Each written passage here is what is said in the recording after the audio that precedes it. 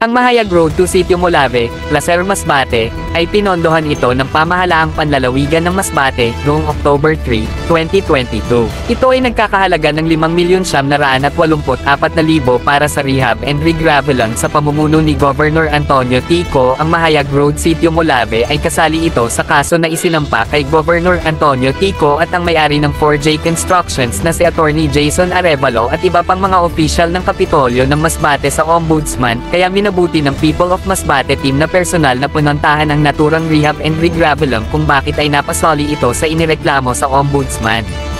Nung marating namin ang Mahayag Road Sitio Molave ay ganito ang aming nakita. Hindi nasunod ang lapad na 7 metro dapat ang lapad at ang kapal naman 12 pulgada na embankment. Kung ating makikita ay may kanal na malalim sa gilid at kung may dalawang sasakyan ang magkasalubong ay hindi ito kaya na magkasalubong ang dalawang sasakyan. Kaya nung tayo ay nagtanong-tanong sa mga taga roon, at may nakausap tayo ngunit tumanggi na magpakita sa camera o audio record dahil sa kanilang seguridad, ngunit ay nagbigay pa rin ng salaysay sa pamamagitan ng pakikipag-usap natin.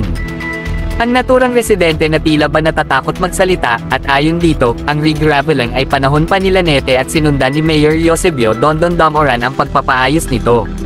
At noong 2022 ay may pumasok na grader at isang dump truck na siyang taga-buhos or magdampong ng anapop sa may mga bako-bako lamang, at ayon dito ay pagmamamay-ari di umano ni Governor Antonio Tico.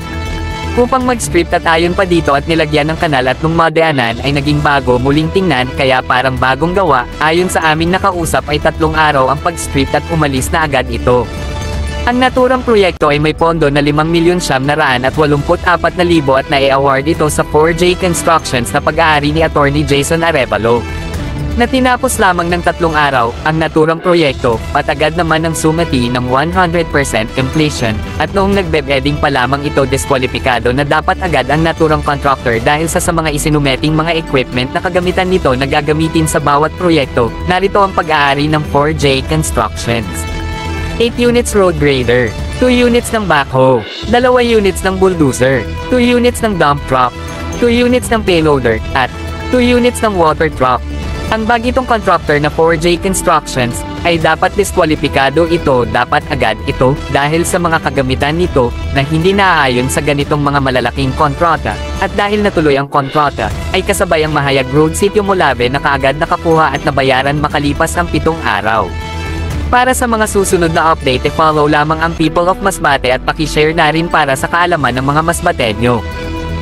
#Masbate, makialam dapat wag matakot.